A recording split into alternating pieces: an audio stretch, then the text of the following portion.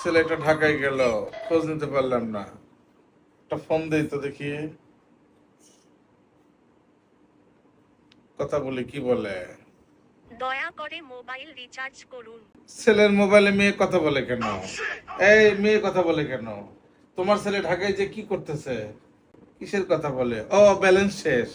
ও তোমার মোবাইল দাও, আমি তোমার মোবাইল থেকে ফোন দেই। এবার ফোন যাচ্ছে।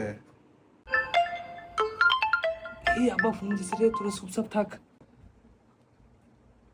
হ্যালো আব্বা। হ্যাঁ আব্বা, ঢাকায় পৌঁছেছি। গেছে 2 দিন হলো, চাকরি পাইছো না বাপের টাকায় উড়াইতেছো? বাবা আমি চাকরি পাইছি।